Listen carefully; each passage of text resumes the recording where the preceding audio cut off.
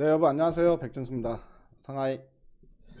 네, 우리의 이제 향후 템버거 목표 종목이죠.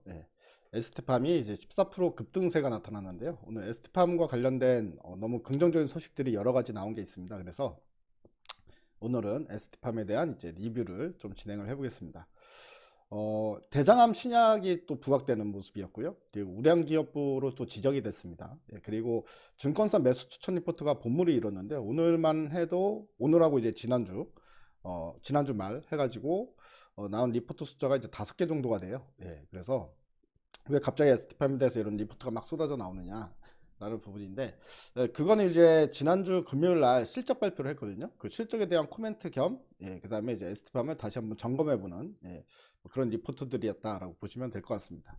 그래서 오늘은 에스티팜 특집으로 우리 또 이제 기존 우리 구독자님들은 에스티팜은 거의 뭐 다 들고 계신, 또 이제 무방하다 싶을 정도로 에스티팜에 대한 관심이 워낙에 지대하기 때문에, 그리고 이제 저는 아직까지도 이제 항상 말씀드리죠. 주가를 볼 게 아니라, 향후 이제 스팜은 지금 당장에 주가가 올라갈 걸 기대하고 사는 종목이 아니라, 향후 이제 한 5년간 보유하면서 10배 정도의 수익을 한번 노려보자라고 해서 이제 중장기 추천주로 말씀을 드리는 상황이기 때문에, 단기적인 흐름에는 크게 저는 이제 막 왔다 갔다 하지는 않습니다. 뭐 좋아하거나, 뭐 오늘처럼 급등이 나왔다고 해서 뭐 좋아하거나, 아니면 뭐 주가가 떨어진다고 해서 걱정하거나 뭐 그런 상황은 아니거든요. 어차피 이제 긴 호흡으로 봐야 될 종목은 긴 호흡으로 이야기를 하는 게 맞고, 그리고 에스티팜이 그동안에 일단은 주가가 떨어진 이유는 이전에도 계속 방송에서 여러 차례 말씀을 드렸을 거예요. 일단 바이오텍 분위기가 안 좋습니다. 바이오 섹터 자체가, 글로벌 바이오 종목들이 전부 다 이제 바닥을 박박 기고 있는 상황이거든요. 이제 코로나가 끝나면서 이제 모멘텀을 좀 잃었고, 그 다음에 금리 인상으로 자금 조달에 어려움이 생겼고, 뭐 등등. 그리고 또 시장의 시선이 이제 다른 쪽 신산업 쪽으로 이제 옮겨가고 있다, 옮겨붙고 있다. 그런 부분에서 이제 소외를 당하는 부분.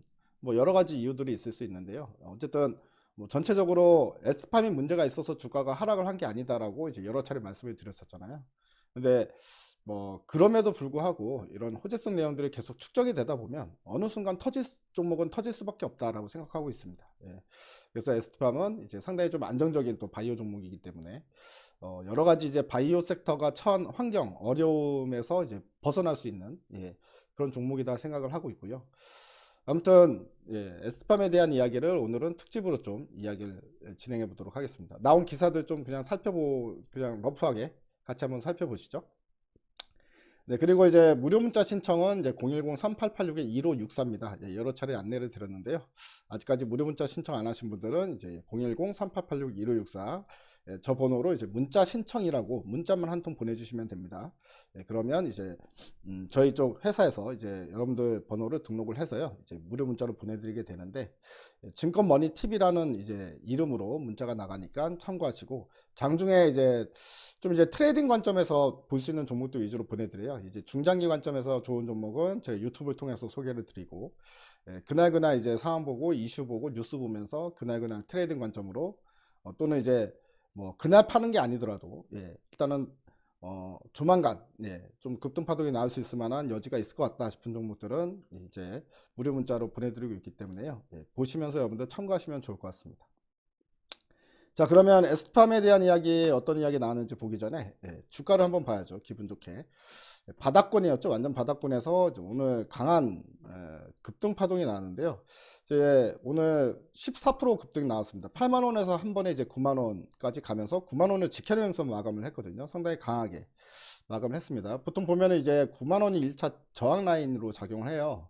그래서 아마 이걸 만약에 뚫고 바로 올라갈 수 있다면은 이제 9만 원이 이제 강한 지지 라인으로 역할을 할 것이다라고 볼 수가 있을 것 같고요. 오늘 상당히 긍정적인 부분은 거래량 부분이죠. 거래량이 대량으로 이제 터졌습니다. 그렇기 때문에요. 거래량이 터진 부분이 결국엔 이제 그만큼 손바뀜이 그만큼 일어났다라는 부분이기 때문에 바닥권에서 이제 강한 매수세가 유입이 됐다. 뭐 이렇게 판단하는 게 맞을 것 같습니다. 오늘 수급도 상당히 좋았어요. 이제 기관들이 13만 8,979주, 그러니까 14만 주 가까이 순매수를 기록을 했고요. 외국인도 마찬가지 4만 3천 주 가까이 이제 순매수를 기록을 했습니다. 특히나 기관들이 많이 산 걸 알 수가 있는데요. 기관들이 많이 사는 부분은 일단 기본적으로 지난주 금요일 날 실적 발표를 했는데 실적이 좋았어요. 좋았다고 볼 수 있습니다. 그리고 내일이죠. 내일은 또다시 이제 IR, IR을 진행을 하는데, 기업 설명회를 하는데, 이제 기업 설명회에 대한 이제 기대감, 이런 것들이 전체적으로 작용을 한 거 아니냐, 뭐 이렇게 좀 볼 수 있을 것 같습니다. 뭔가 이제 기업 설명회 때는 뭔가 좋은 거를 이제 들고 나오잖아요. 그렇기 때문에 기관에서 일단은 선매수 후 그다음 IR을 가서 봐보자, 뭐 이런 이제 생각도 일부 있을 거라고 생각이 듭니다. 자, 오늘 호재성 소식들이 상당히 많았는데요. 주가가 그냥 올라가는 건 아니죠. 호재성 소식이 이제 연달아서 터지면서 이제 주가를 끌어올렸다라고 보여집니다. 오전부터 강하게 올라간 건 아니죠. 꾸역꾸역 계속해서 이제 상승세를 높여가면서 이렇게 장중 내내 상승세를 꾸역꾸역 높여가면서 이제 올라간 모습이었기 때문에 상당히 안정적인 급등세였다. 그러니까 막 들락날락거리는 게 아니라 올랐다 급락 나왔다 올랐다 급락 나왔다 하면서 급등이 나온 게 아니라 이제 꾸준히 이제 매물 한 호가 소화를 하면서 올렸다는 부분이 상당히 더 긍정적이다. 그래서 뭐 우리가 단기적으로 주가는 안 본다고 얘기는 했지만 단기적으로 흐름이 이제 터닝 포인트가 나올 수 있는 가능성이 충분히 열린 것 같다. 이제 기술적으로 봤을 때도 일단 그런 모습으로 오늘 마감이 됐다는 점을 좀 참고로 말씀을 드리도록 하겠습니다. 자, 오늘 나온 소식인데요. 일단은 대장암에 대해서 뭐 이제 에스트팜이 지금 임상하고 있는 부분이 큰 줄기로 보면 세 가지 정도가 있잖아요. 하나는 이제 코로나 백신. 근데 코로나 백신은 우리가 항상 말씀드렸다시피 뭐 이 코로나를 백신을 팔기 위해서 코로나 백신을 임상을 하는 게 아니라 이 코로나 백신에 자체 개발한 이제 캐핑 기술이 들어가 있기 때문에 결국에 캐핑의 레퍼런스를 확보하기 위해서 그래서 이제 백신 개발을 하고 있다라고 보면 좋을 것 같고요. 그리고 또 한 가지 또 신약 개발하고 있는 게 에이즈죠. 에이즈 치료제. 그리고 에이즈 치료제도 일단 전임상 단계에서 상당히 결과 좋게 나왔죠. 그걸 우리가 확인을 했었고요. 그리고 대장암. 이 세 가지가 이제 신약 개발 부분이다라고 볼 수가 있는데 상당히 저비용으로 좋은 실적을 많이 내고 있는 것 같아요. 이 신약 쪽에 있어서. 이 신약 개발 같은 경우에는 에스트팜이 R&D 비용이 상당히 많이 들어가지는 않거든요. 그리고 소수의 과학자들로만 이제 구성이 됐는데도 좋은 성과를 내고 있다는 점이 상당히 고무적이다 이렇게 보여집니다. 자, 내용을 좀 볼게요. 에스트팜이 이제 내성 변이 대장암 일망타진 신약 시장 가치가 7조 가량 된다. 미국 플로리다 올랜도 AACR 포스터가 발표가 됐는데 STP-100 이게 대장암 신약 이름입니다. STP-100이 임상 일상 및 병용 투여 동물 실험 결과를 공개했다. 탄키라제 부작용 해소 성공에 이어서 대장암 변이 내성을 극복했다. 시장 가치 최대 7조 3천억 그리고 보수적으로 봐도 2조 5천억으로 평가되고 있다. 자, 에스트팜이 전체 80%의 환자 비율을 차지하는 대장암 내성 변이를 극복할 수 있는 치료 해법을 내놨다. 이 치료제는 상업화에 성공할 경우 최대 7조 원 보수적으로 2조 5천억 원 이상의 시장 가치에 지는 것으로 평가받고 있다라고 이야기를 합니다. 자, 세계 최초 탄키라제 부작용을 극복했다. 이게 뭐냐면 이 탄키라제 치료법이 부작용이 많이 발생한다고 합니다. 그래서 머크를 비롯한 다국적 제약사도 이제 탄키라제를 억제하는 치료제를 개발하려고 하다가 이 독성 때문에 임상도 못 해보고 드롭된 케이스들이 꽤 많다고 해요.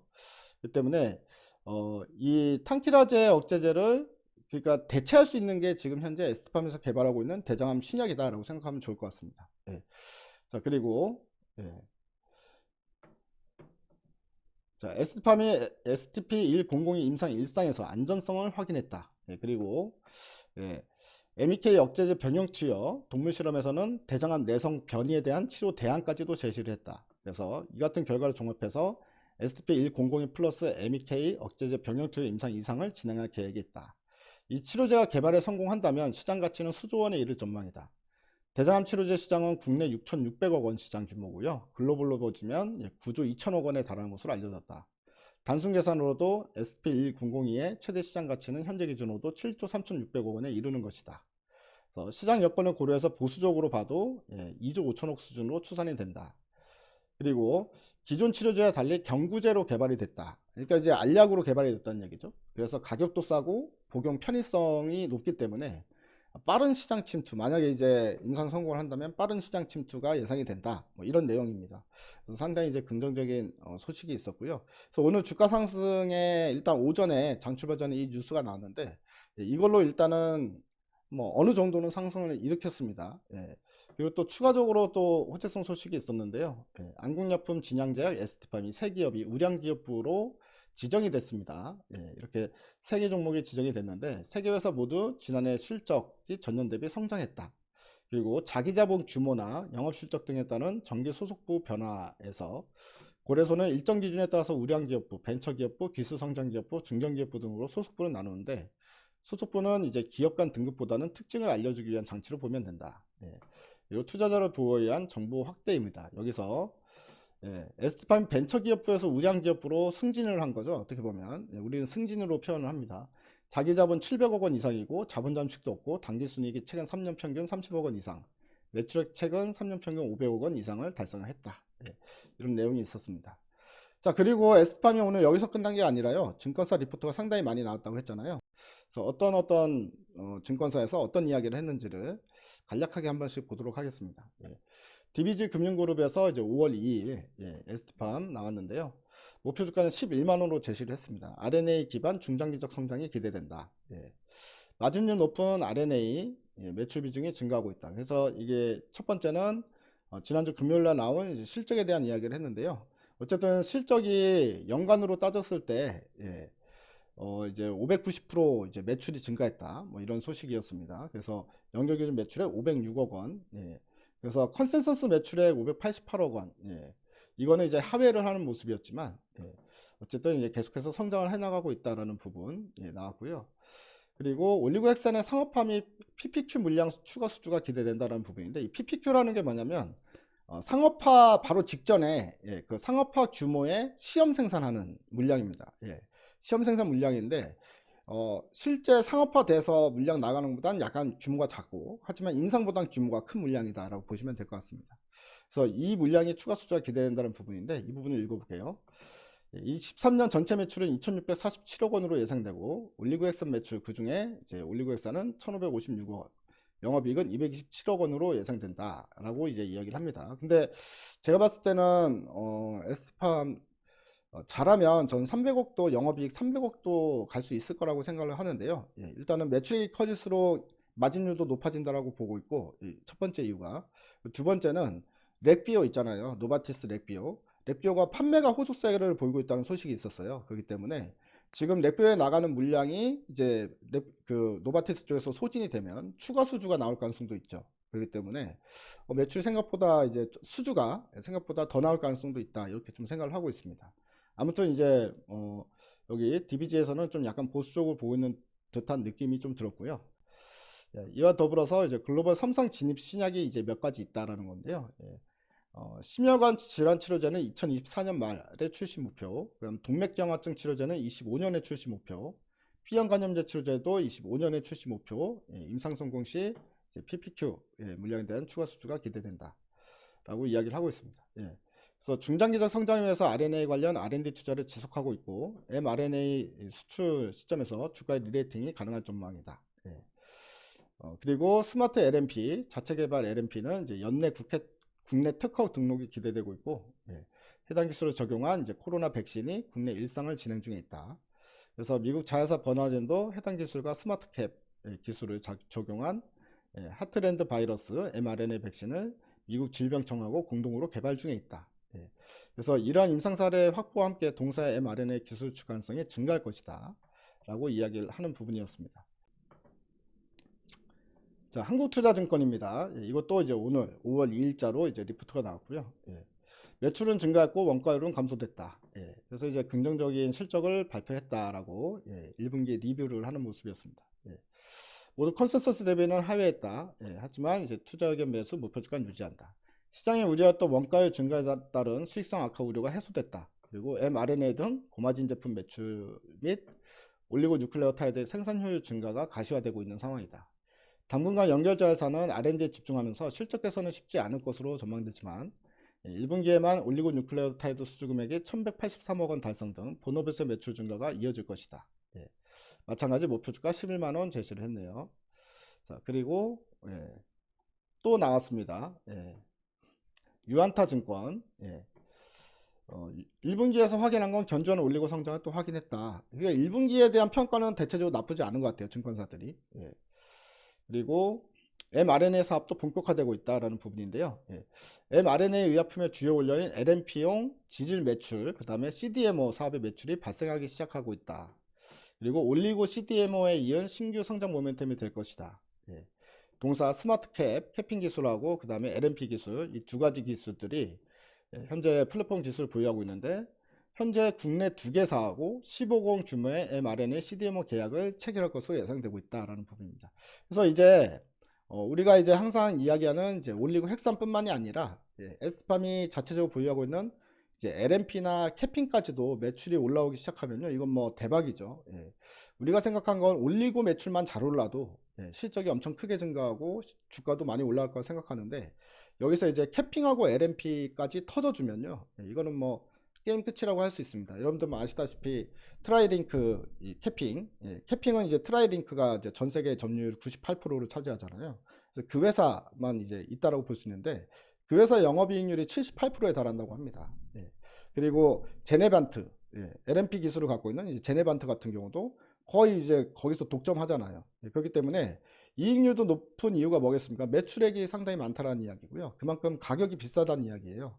그래서 에스트팜이 이제 어떻게 보면 그들의 최초의 경쟁자가 될 가능성이 있다는 거고요. 에스트팜은 그들보다 가격이 30%에서 40% 정도 쌉니다. 그렇기 때문에 이제 많은 mRNA 신약 개발을 하는 회사들이 관심을 가질 수 있다는 거죠. 그래서 이쪽에서 이제 터지기 시작하면은 이거는 뭐 우리가 상상만 해도 행복한 그런 결과가 이어질 거다. 주가가 정말 어디까지 치솟을지 모른다. 뭐 이렇게도 좀 우리가 생각해 볼 수 있는 지점인 것 같습니다. 자, 그리고 이제 목표 주가 12만 원 제시를 했네요. 자, 여기서 이제 살짝 뭐 다 똑같은 이야기를 각 증권사에 뭐 이야기가 다르게 뭐가 있겠습니까? 다 똑같은 이야기지만 이제 살짝 한 번씩 다 보면 일단은 올리고 쪽이 견조한 성장을 하고 있고, 그 다음에 mRNA 관련해서 원재료나 CDMO 사업 매출이 본격적으로 발생하기 시작하는 이제 초기 단계가 올 것이다라는 건데요. 그러면 다른 성장 모멘텀이 붙는 거다. 그래서 RNAi와 mRNA 치료제 모두 높은 성장 추이를 지속 것으로 전망되는데, 그래서 이 회사의 이제 에스트팜의 CDMO 사업이 이 시장 자체가 성장함에 따라서 고성장이 같이 이어질 것이다. 그런 내용으로 이제 이야기를 했습니다.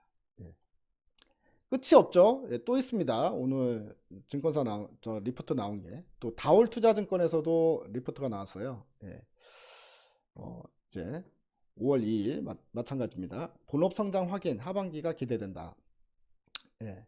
이슈로 보게 되면 올리고나 제네릭 API, mRNA 매출이 성장했고 연결 자회사 관련 비용 증가로 시장 컨센서스는 하회를 했다.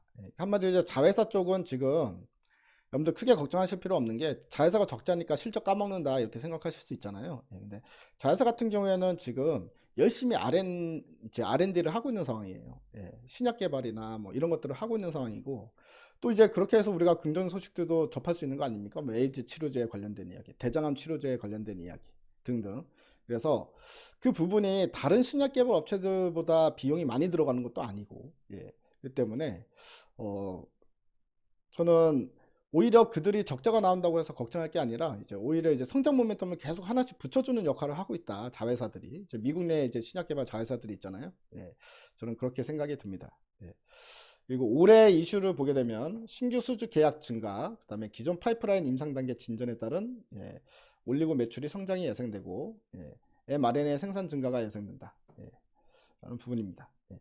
2023년에는 척추성 근위축성 치료제 상업화 완료 등 다수의 올리고 원료 공급 스케줄이 하반기에 몰려있다. 그래서 상저하고 실적이 전망된다. 제론 같은 경우에 이메테스테이트 상업화 원료 생산, 그 다음에 mRNA, LNP 지질 등 mRNA 매출 확대도 예상된다. 그래서 2,757억 원에 영업이 275억 원으로 추정된다. 이제 아까 우리 처음에 봤던 증권사 어디였나요? 그 증권사보다는 훨씬 이제 실적을 높게 잡는 모습이죠. 국내 제약사 2개 15공 규모 CDMO 계약 체결했고, 글로벌 제약사도 원재료 공급이나 CDMO 등에 대한 논의가 진행 중이다. 한 10개 회사와 진행 중에 있다고 해요. 그러니까 글로벌 빅팜이죠, 대부분이. 그렇기 때문에 이 부분에 대한 뉴스도 충분히 나올 가능성이 있으니까 우리가 또 이제 기대감을 갖고 볼 수 있다, 이렇게 볼 수 있을 것 같습니다. 그리고 이제 에이즈 치료제 관련된 이야기는 이제 올해 내에 임상 이상이 들어가거든요. 때문에 그리고 지금 대장암 같은 경우에는 지금 포스터 발표한 거는 이제 전임상 단계인데, 일상에 대한 발표도 이제 9월쯤에 9월쯤에 임상 발표를 한다고 하거든요. 대장암. 그래서 그것도 사실은 어떻게 보면 이제 주가에 충분한 모멘텀이 될 수 있는 소식들이다. 이렇게 우리가 체크해 볼 수 있을 것 같습니다. 자, 그리고 키움증권에서도 리포트가 나왔습니다. S판 상반기는 증설, 하반기는 실적이 기대된다.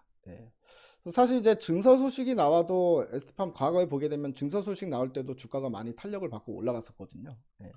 그래서 일단은 올해도 이제 그냥 그런 생각이 듭니다. 그냥 알아서 그냥 편하게 계시면 시간이 지나면 지날수록 하나씩 뭔가 계속 터진다. 그렇게 보시면 좋을 것 같습니다. 자, 상반기 제2 올리고동 착공, 하반기 실적 기대.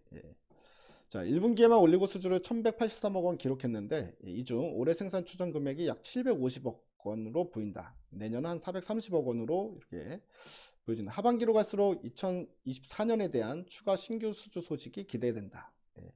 올리고 수요 증가에 따라서 상반기 내에 제2 올리고동 착공이 예상되고 mRNA 대량 생산 설비 증설 또한 상반기 내로 완료될 것으로 기대된다.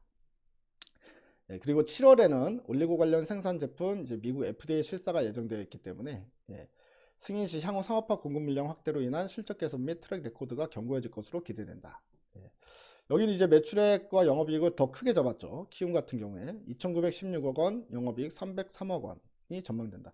그러니까 이제 저도 올해 영업이익 300억 넘을 수 있을 거다 이렇게 좀 생각을 하고 있다고 아까 말씀드렸다시피 키움이랑 이제 저랑 약간 이제 이 숫자는 비슷하게 좀 보고 있는 것 같아요. 저도 3,000억에 300억이 이제 올해 실적이 될 것이다. 3,000억 넘을 수 있고 300억 넘을 수 있다. 라고 보는 게 이제 제가 지금 현재 S팜 올해 실적을 보는 부분이거든요. 충분히 전 가능성이 있다고 보고 있습니다. 지난 4월 노바티스 출신의 성무재 부사장을 영입해서 CMO 수주 영업 활동 및 기술 이전에 탄력이 붙을 것으로 예상된다. 자, 그래서 이제 노바티스 출신 성무재 부사장이 들어왔던 뉴스도 있었는데요. 얼마 전에 부사장은 들어왔던 뉴스가 있었는데 상당히 이제 긍정적인 부분인데요. 여러 가지가 저는 이제 좀 예상이 되더라고요. 일단 이 노바티스 출신의 부사장에 들어온 건 사실 이제 노바티스가 지금 렉비오 mRNA 신약을 이미 상업화한 신약을 가지고 있잖아요. 렉비오를 가지고 있기 때문에 이거와 관련해 가지고 안정적인 노바티스의 안정적인 공급 이거에 이제 징검다리 역할을 해줄 수 있는 역할을 해주는 거 아니냐. 거기에다가 신약 개발 업체이기 때문에 지금 현재 ST팜이 신약 개발하고 있는 부분에 있어서도 충분히 뭔가 이제 도움이 될 것이다. 그리고 특히나 이제 CMO나 CDMO에 관련돼서도 이제 수주 영업 활동에 있어서 충분한 도움이 될 것이다. 그래서 이 성무재 부사장 영입은 이것도 신의 한 수 중에 하나라고 저는 생각을 했거든요. 아무튼 이 부분에 대한 이 가시화도 분명히 시간이 지나면서 하나씩 우리가 알게 될 텐데 기대감을 가지고 보도록 하겠습니다. ST팜이 주가가 이제 계속 줄줄줄 흘러내릴 때는요, 여러분들이 그냥 주식을 하는 사람들의 99%가 걱정이 들 수밖에 없는데요. 그 원인들을 잘 파악을 해야 됩니다. 근데 말씀드렸다시피 지금도 마찬가지예요. 글로벌 바이오텍의 주가가 전부 다 바닥이에요. 바닥이고 올라갈 생각을 안 합니다. 여기서 보게 되면 화이자 같은 경우도 보세요. 주가가 계속 빠지잖아요. 계속 빠지고 있는 상황이기 때문에 아니 그렇지 않습니까? 빅팜들이 전부 다 주가가 하락을 하고 있는데 갑자기 ST팜이 주가가 같이 흘러내리면 이제 그걸 이제 시장의 외부 요건에 대한 이제 변수에서 우리가 그 원인을 찾아내야지 자꾸 ST팜만 보면서 ST팜 뭐 악재 있는 거 아니야? 뭐 문제 있는 거 아니야? 이러면서 찾아봐야 답이 안 나온다. 이렇게 생각하시면 될 것 같습니다. 그리고 이제 모더나도 마찬가지 주가가 계속 이제 빠지고 이제 바닥권에 위치해 있잖아요. 때문에 사실은 ST팜이 이슈가 있고 없고를 떠나서 이 글로벌적으로 바이오 섹터가 만약에 수급이 훈풍이 들어오기 시작하면서 바이오 섹터가 바닥에서 이제 치고 올라가기 시작하잖아요. 그러면 어느 정도는 레벨업이 됩니다. 아무 이슈가 없어도. 그래서 모더나가 이제 200달러 여기까지 전고점까지 이 정도만 올라오고 화이자가 예를 들어서 45달러나 50달러까지 이 정도만 반등이 나와도요, ST팜은 아무 이슈 없이 그냥 가만히 있어도 ST팜은 주가가 15만원에서 20만원 요 사이에서 움직일 수밖에 없다라는 거거든요. 이들이 이제 주가가 계속해서 이렇게 땅굴 파고 내려갈 때는 ST팜도 아무리 호재성 내용이 나와도 전체적인 주가 흐름은 밑으로 떨어질 수밖에 없는 거다. 이런 관점에서 생각하시면 됩니다. 그래서 이 나오지도 않은 악재를 갖다가 눈 씻고 찾아볼 필요가 없다라는 거죠. 그래서 외부적인 요인이 아주 큰 영향을 미쳤다라는 부분이고요. 오히려 고무적이죠. 지금 현재 글로벌 바이오텍이 주가가 바닥권에서 반등이 제대로 나오지 않고 있는 상황에서도 에스팜이 이제 홀로 오늘 이제 이렇게 9만원까지 그래도 올라와서 붙였다는 거는요.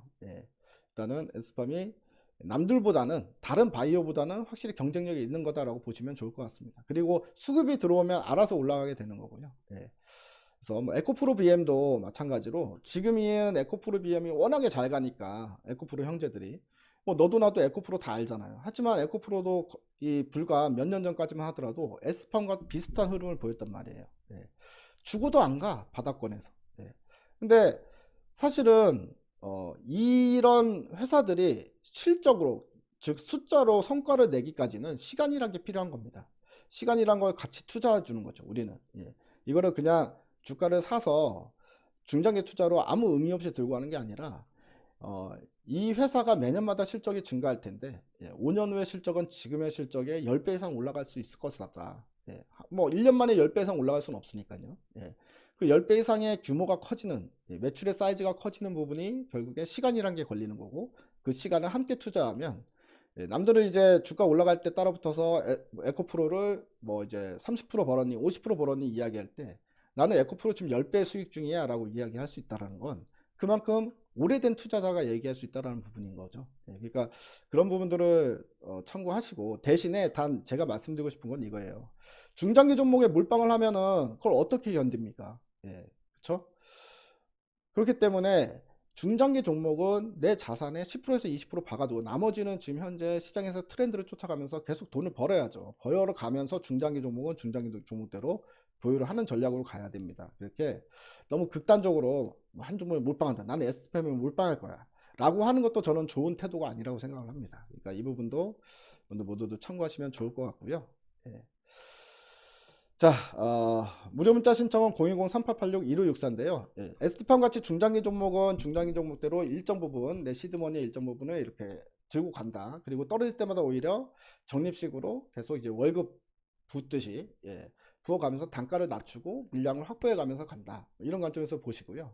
대부분의 또 자금은 실제적으로 지금 당장에 돈을 벌어야 되지 않겠습니까? 그래서 그런 부분들은 이제 무료 문자로 여러분들께 도움을 드리고 있으니까 010-3886-1564 여기에 이제 무료 문자 신청이라고 메시지 보내주시면 되겠습니다.